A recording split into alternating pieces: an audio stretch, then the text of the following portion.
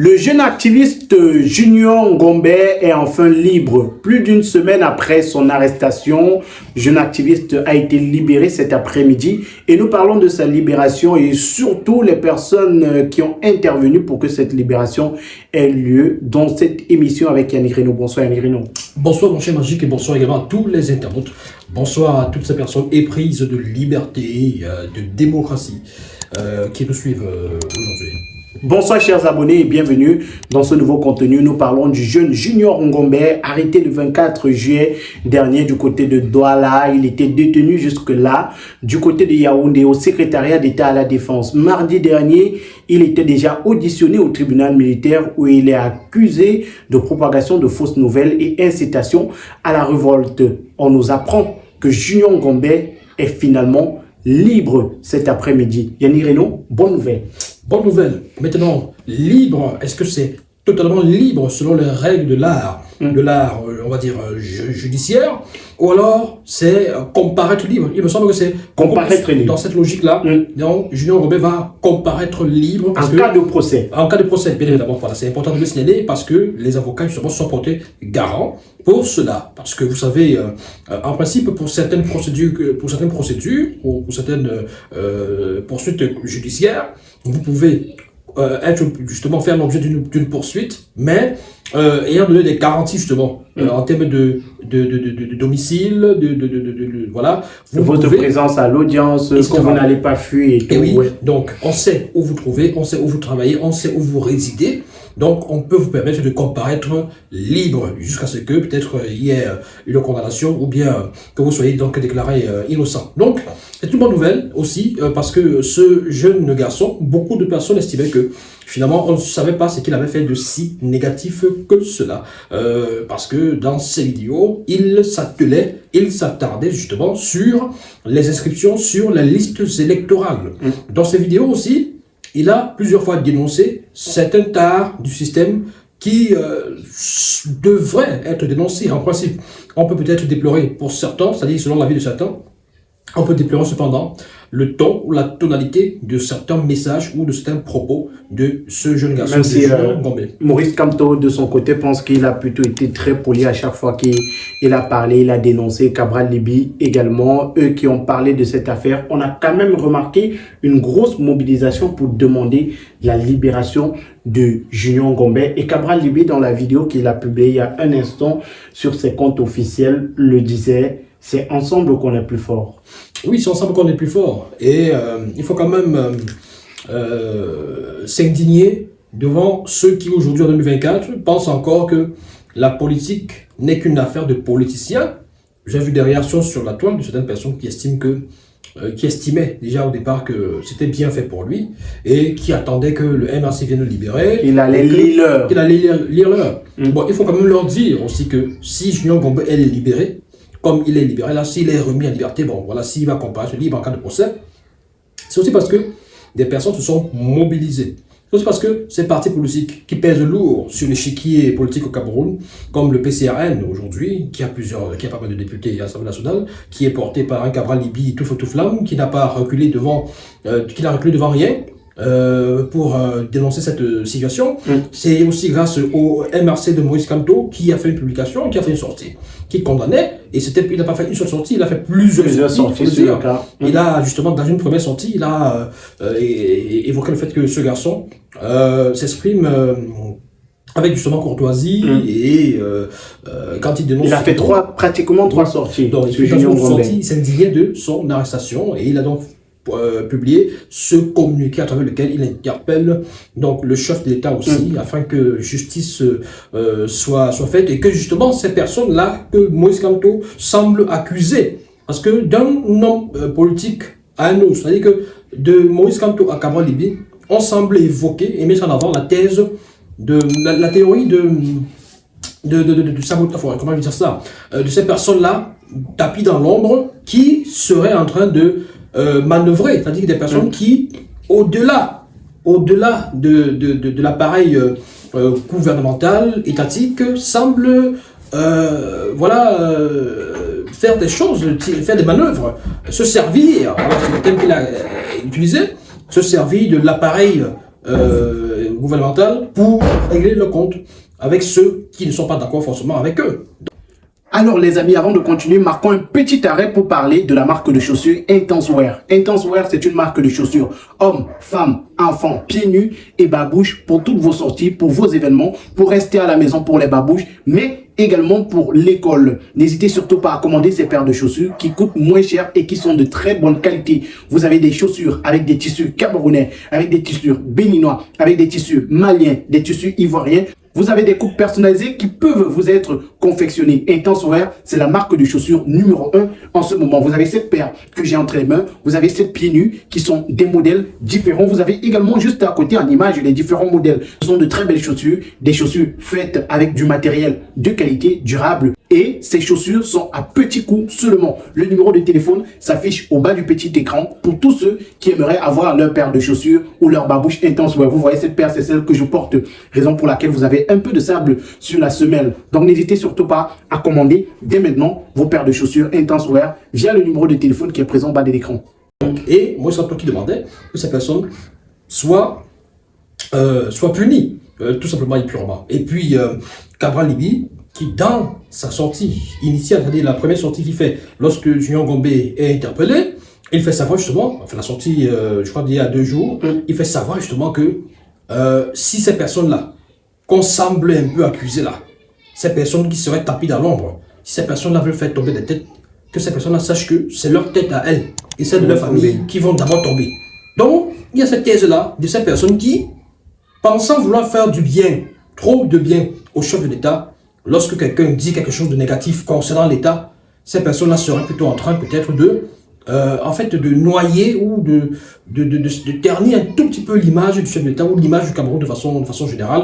Je rappelle qu'il y a quelques jours ou quelques heures ici, on parlait justement de Messaga Nyamdi, qui sur un plateau de télévision, Vision 4 en l'occurrence, estimait que c'était une mauvaise nouvelle, c'était une mauvaise publicité pour le chef de l'État. Pour le chef de l'État qui actuellement est du côté de la France. Et c'est à ce moment-là justement que cette situation se produit. Et M. Ganyamdi qui faisait même savoir que le chef de l'État a dû certainement être interrogé même par le ministère des Affaires étrangères de la France. Le ministère des Affaires étrangères justement par rapport à cette histoire, par rapport à cette affaire. Donc, et que ce n'était pas une très bonne chose pour lui parce que ça remettait en avant justement les questions de droits de l'homme et de liberté, et M. Ganyamdi de revenir justement sur l'interview, la sortie du chef de l'État en 91 en France, face à un journaliste bien connu, Yves Mourouzi, le chef de l'État qui avait dit justement qu'il souhaitait qu'on retienne de lui dans l'histoire. Qu'il est la personne qui a apporté la démocratie au Cameroun. Voilà. Yannick Renaud Junior Ngombe aujourd'hui est libre. On parlait de toutes ces forces-là qui ont été mises ensemble, que ce soit le peuple camerounais ou certaines personnes, parce que tout le monde n'était pas d'accord pour sa libération, comme on le disait tantôt. Certaines personnes pensaient que c'était bien fait pour lui. On a le peuple camerounais qui est sorti, on a la classe politique, on a les journalistes, les médias. Aman Mana qui a fait tout un éditorial hier pour demander la libération dans le quotidien Le Jour, la libération de Junior Ngombe. Oui, vous savez, Aman Mana, c'était un combattant des premières heures de la liberté. C'est-à-dire qu'aujourd'hui, ce n'est pas surprenant de voir Aman Mana aborder une fois de plus sa cape de justicier pour réclamer. Vous savez, c'est des gens qui ont combattu pour la liberté, même l'avènement des droits de la liberté d'expression au Cameroun. C'est un monsieur qui est dans la presse depuis plus d'une trentaine d'années, c'est-à-dire que plus de 30 ans de carrière quand même dans la presse écrite, et même plus, parce que quand on parle de 30 ans, c'est peut-être un peu réducteur. Voilà. Et donc, qui a porté à bout de bras, il y a plusieurs occasions, des combats justement en vue de la mise en place effective de la démocratie et de la liberté d'expression, parce que ce sont eux. Si aujourd'hui la presse peut avoir un certain ton aujourd'hui au Cameroun, c'est aussi parce que ces gens-là étaient, avec Henri Tekoué et bien d'autres, c'est des personnes qui ont justement initié ce combat pour réclamer que la presse puisse avoir une certaine liberté d'expression au Cameroun. Donc, lui également, il est à saluer pour sa mobilisation et pour sa disponibilité lorsqu'il y a ce genre de situation. Défendre les innocents, c'est aussi ça le rôle tribunicien de la presse, des médias. En fait, les médias, le vrai média, la vraie presse, n'est pas la presse bourgeoise qui défend la bourgeoisie et l'oligarchie, on va dire comme ça. C'est la presse qui se soucie du peuple de façon générale et qui aspire au changement, à la liberté, et aussi à la justice pour tous. Donc, c'est un peu ça. Donc, bravo à Manmana, bravo à tous ceux-là qui sont mobilisés, tous ces médias aussi qui sont mobilisés, parce que, vous savez, il y a pas mal de médias, radio comme télé, qui ont pris à bras le corps ce sujet, pendant que d'autres l'évitaient. Il faut le dire, il y a des médias qui ont évité ce sujet, parce que, vous savez, dans ce pays, beaucoup de personnes fonctionnent avec l'idée que il faut tout faire pour plaire au régime. Or, dès qu'on parle de médias, en réalité, le média n'existe pas seulement pour faire la talakou, pour faire un plaisir à X ou à Y. Il existe également pour essayer d'impacter sur le cours de l'histoire, impacter sur la gouvernance de façon générale. Voilà. Alors, il faut dire qu'on parle de ces médias-là qui ont joué un rôle, on parle de ces hommes de médias qui ont utilisé de leur audience pour demander la libération de Junior Ngombe, aujourd'hui libre. On peut également noter la présence du bâtonnier Akeremouna, lui qui a joué un grand rôle, qui s'est saisi de cette affaire dès l'annonce de l'arrestation de Junior Ngombe et tout un collectif d'avocats qui l'a accompagné dans cette lutte, dans cette bataille. Oui. Alors, c'est quelque chose de noble aussi, parce qu'il faut quand même dire que ces personnes se sont auto-saisies ou alors se sont emparées de cette affaire-là de façon bénévole, de façon spontanée déjà, et de façon bénévole. C'est quelque chose de magnifique et qui démontre que dans ce pays, désormais, le combat, la lutte pour la quête de liberté, la quête de démocratie, et de liberté d'expression passe aussi par une sorte d'union sacrée entre ces activistes, ces personnes qui portent ces combats et pourquoi pas aussi le corps judiciaire qui, en cas d'abus, en cas de dérive au compte des activistes ou des personnes qui portent des combats pour la libération, pour la liberté, je veux dire, pour la démocratie, peuvent également contribuer, parce que la vérité c'est quoi? C'est que le jeune Junior Ngombe était un jeune garçon, je crois qu'il est bachelier et qui n'a pas pu justement poursuivre ses études, et son temps il le passait justement comme coiffeur dans un centre de coiffure de la place. D'ailleurs, j'ai suivi des reportages sur le quotidien désormais de ces collaborateurs, des gens avec qui il travaille, des gens avec qui il passe son temps, qui estimaient que depuis pas mal de jours, le salon de coiffure est d'ailleurs enfermé, ne fonctionne plus parce qu'ils étaient dans l'angoisse, dans la tristesse, ils ne savaient pas quel était le sort qui était réservé à leurs collègues et leurs frères. Et donc du coup, c'était angoissant. Et vous vous rendez compte quand même que ce garçon a été interpellé. Selon certaines sources, les parents n'ont pas été contactés quand il a été interpellé, ils n'ont pas été notifiés, etc. Pas d'avocat à ce moment-là. Et heureusement que la possibilité aussi pour ces personnes-là qui n'ont pas les moyens de se procurer un avocat, la possibilité aussi d'avoir des avocats commis d'office, ça existe, c'est bien vrai. Mais sauf que pour ce cas bien précis, il a pu compter sur le soutien de ces juristes internationaux, de ces grands avocats. Parce que, vous voyez par exemple Akeremouna. Akeremouna a réagi depuis... vendredi dernier. Depuis la semaine dernière, je crois qu'à un moment donné, Akeremouna était d'abord à l'étranger. Dès qu'il est arrivé, il s'est saisi de l'affaire. Voilà. Et dès lundi, il était déjà sur le dossier. Donc, vous voyez, c'est un bon signe. C'est un bon signe. Ça permet peut-être aux gens, à certaines personnes, de comprendre que vous pouvez mener vos combats sans véritable crainte désormais. C'est-à-dire que, bon, la crainte, forcément, il y aura... Tant que vous respectez l'éthique, les codes, vous n'insultez personne, vous dites la vérité, parce qu'il faut le dire, beaucoup sont très souvent accusés de propagation de fausses nouvelles, ce qui est parfois vrai dans certains cas. Donc, il faut respecter certaines règles et tout. Vous savez, c'est aussi l'occasion pour nous de dire aux uns et aux autres, ceux qui veulent se lancer dans des combats pareils, le ton, c'est important. Et la véracité aussi, c'est important. Parce que ne dites que des choses que vous pouvez peut-être soit démontrer, soit prouver. C'est-à-dire que faut pas dire des choses qui sont pas... Bon, je comprends aussi certaines personnes. Donc il faut pas dire des choses qui sont pas avérées ou qui sont pas démontrables. On va se baser sur ça. On va se baser justement sur ça pour essayer de vous nuire, de vous attaquer, de vous atteindre.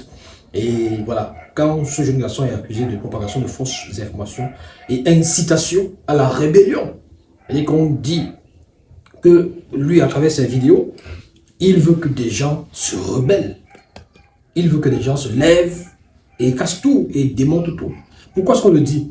Parce que dans ses propos, il a dit, soit on gagne, soit on perd tous. Même si ce n'était pas très explicite. Oui, dans tous les cas, oui. Des propos à replacer dans un contexte bien précis. Dans le contexte justement de du contrôle et de la défense, comme ça, de la protection du vote. C'est-à-dire qu'il fait comprendre aux uns et aux autres que le plus important, ce n'est pas seulement de voter, mais il faut contrôler son vote. Parce que, et bien là aussi, quelque part, il dit que le RDPC est champion du vol. Du vol, ouais. Bon, là aussi, c'est peut-être ce qui lui a valu cette affaire cette accusation de propagation de fausses nouvelles. De fausses informations. Parce que le RDPC, c'est qui? C'est quoi? C'est le parti au pouvoir.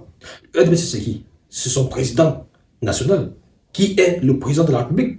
Donc, quand vous attaquez le RDPC de cette façon-là, quand vous dites que le RDPC ne gagne que grâce au vol, que le RDPC est champion de vol, et vous savez déjà qu'ils vont faire ceci, ils vont faire cela, le président de la République peut se sentir concerné personnellement par ces attaques. Même si pour beaucoup, il n'était même pas au courant de son arrestation. Ben oui. Merci Yannick Renaud. Je vous en prie. Merci à tous d'avoir regardé le contenu. N'hésitez surtout pas de donner vos avis en commentaire. Junior Ngombe est libre. Donc, on va dire merci aux différents avocats qui ont pris en charge ce dossier. Maître Akeremouna, le collectif Sylvain Swap qui, dès l'annonce de l'arrestation du jeune Junior Ngombe, a pris le dossier en main. On va saluer tous ces avocats-là qui ont lutté pour la libération de Junior Ngombe. On se donne rendez-vous très bientôt.